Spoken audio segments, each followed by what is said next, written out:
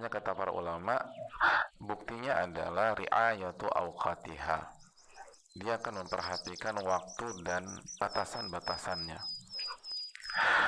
Dia akan cek kelengkapan rukun-rukunnya, wajib-wajibnya, dan kesempurnaannya. Wal hirsu ala tahsiniha, dan dia berusaha melakukannya sebaik mungkin, bukan asal-asalan. Wa fi'luha fi awqatiha, dan dia kerjakan di waktunya. Wa musara'atu ilaiha inda wujubiha, dan bersegera mengerjakannya ketika masuk waktu. Jadi dia nggak ngerjain itu secara formalitas, dia nggak mengerjakan itu asal-asalan, dia nggak mengerjakan itu yang penting selesai, yang penting kelar. Ketika misalnya dia sholat, dia nggak ngasal yang penting kan aku sholat zuhur 4 rakaat, enggak. Dia jaga waktunya dan dia bersegera ketika masuk waktu, lalu dia cek rukun-rukunnya terpenuhi apa enggak, wajib-wajib sholatnya terpenuhi apa enggak, sunnah-sunnah sholat, kesempurnaan sholatnya bagaimana, dan dia berusaha mengerjakan sholat itu semaksimal mungkin, sebaik mungkin, dan dia kerjakan di waktunya dan di awal waktu atau disegerakan, kecuali pengecualian yang dijelaskan dalam ilmu fikih. Begitu juga itu kalau sholat. Puasa pun demikian, dijaga banget puasa Ramadan ketika itu puasa wajib atau puasa sunnah. Dia jaga lisannya, dia jaga matanya, dia jaga pendengarannya ketika puasa. Pokoknya dia pengen puasanya semaksimal mungkin, seperfect mungkin. Itu yang dia lakukan. Begitu juga ketika dia jadi istri, dia akan jaga batasan-batasan. Sebagai istri dia nggak offside, dia jaga batasan, dia tahu batasannya, mulai dari aurat sama yang bukan mahram, dia akan lebih dia akan lebih saklek lagi, dia lebih tegas lagi, karena dia sekarang nggak sendiri lagi tapi sudah menjadi istri.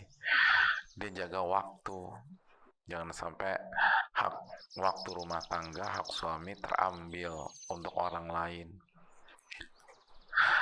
Dia tahu batasannya, dia nggak mencampuri urusan suami yang bukan ranahnya, dia main di kotaknya.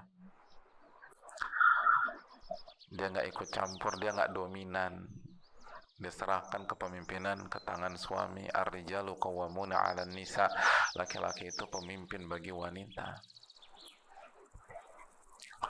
Dia berusaha jadi istri semaksimal mungkin, sebaik mungkin. Al-hirsu ala tahsiniha,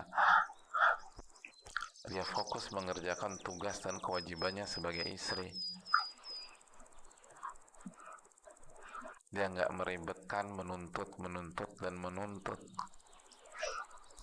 Kenapa? Karena Allah yang memerintahkan, Rasulullah SAW yang memerintahkan. Kalau diperintah suami musara'ah, dia berusaha bersegera menyelesaikan, menunaikan, berkhidmat kepada suami. Itu. Kenapa? Dan dia agungkan itu, karena itu adalah perintah Allah dan Rasulnya. Nurut sama suami, taat kepada suami. Jadi semua kewajiban, semua tugas-tugas,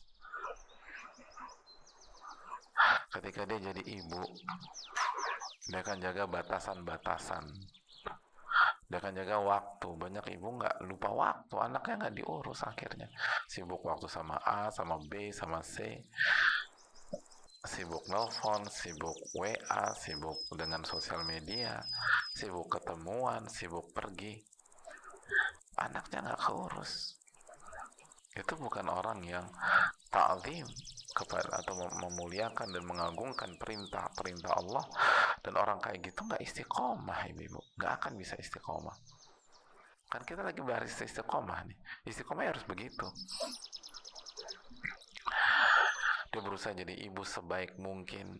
Dia nggak menuntut hak dia sebagai ibu, sebagai orang tua. Yang penting gimana dia menunaikan kewajibannya. Bagaimana mencetak anak yang soleh dan solehah. Gitu. Dia nggak minta dihargai, Tapi tugas dia bagaimana mencetak anak yang berbakti. Dan otomatis kalau anaknya berbakti tanpa dia minta, anaknya bukan hanya menghargai, dia akan memuliakan orang tuanya. Jadi makanya orang-orang yang istiqomah tuh nggak khawatir dengan haknya, nggak khawatir dan nggak perlu menuntut, karena dia tahu pasti Allah akan kasih.